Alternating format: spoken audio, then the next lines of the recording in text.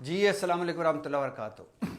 एक तरफ इमरान खान समेत तहरीक इंसाफ के सियासतदान 9 मई के मुकदमों से ज़मानत उनको मिल रही है और बरी हो रहे हैं और अदालतें कह रही हैं कि सबूत ही नहीं है।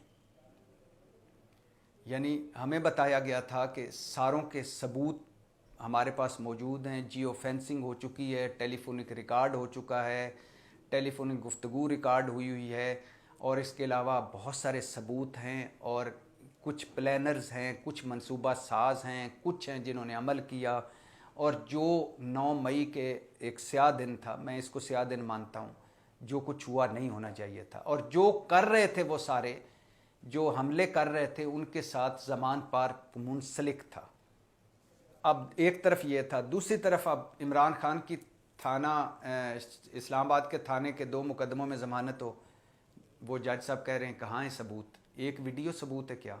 इमरान खान तो गिरफ़्तार थे। शहरियार अफरीदी कहाँ है सबूत? बाकी सारे जो सारे हैं वो सबूत पेश ही नहीं किए जा रहे।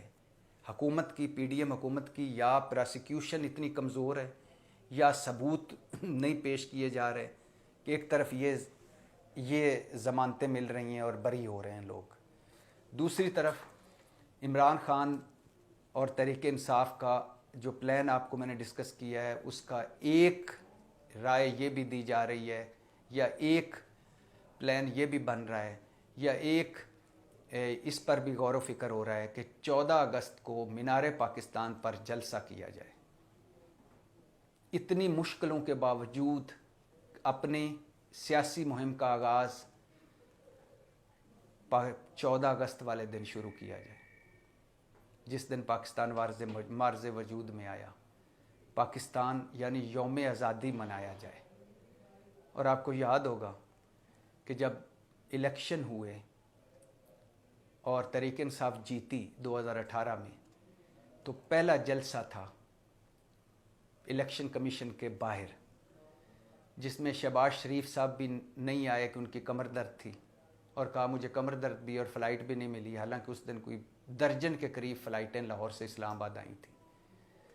और जरदारी साहब भी नहीं आए, बिलावल भुट्टो भी नहीं शरीक हुए उसमें मौलाना साहब थे और बाकी मुस्लिम लीगी और पीपल्स पार्टी के सियासतदान थे। तो मौलाना साहब ने वहाँ कहा इंतहाई गुस्से में कि हम 14 अगस्त ही नहीं मनाएंगे, इस बार हम 14 अगस्त नहीं मनाएंगे।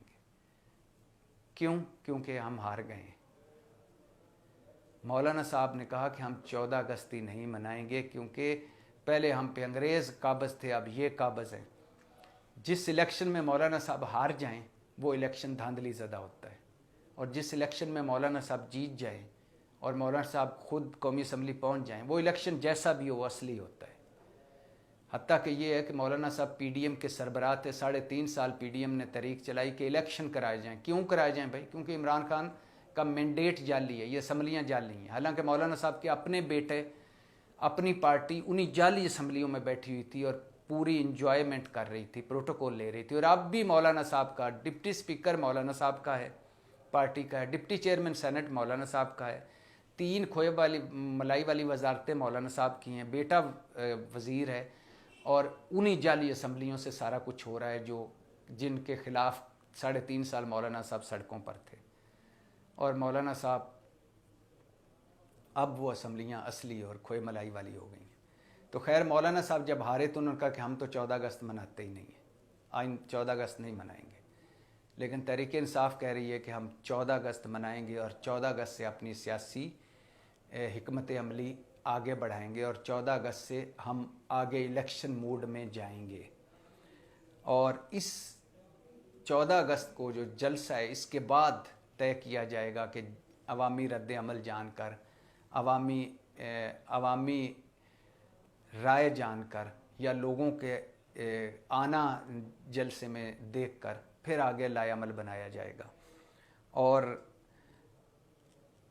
अब सूरत हाल एक तरफ है, पीडीएम हुकूमत जा रही है, निगरान हुकूमत आ रही है, इमरान खान के 1-2 केसेस हतमी मराहिल में हैं, इलेक्शन सर पर हैं, नवाज़ शरीफ साहब वापस ही नहीं आ रहे, मरीम नवाज़ खामोश हैं, और सुना जा रहा है कि हाउस ऑफ शरीफ में सब कुछ अच्छा नहीं है, और सुना जा रहा है कि नवाज़ शरीफ साहब और यानी नून लीग और पीपल्स पार्टी में निगरान हुकूमत पर बहुत शदीद इख्तलाफात हैं।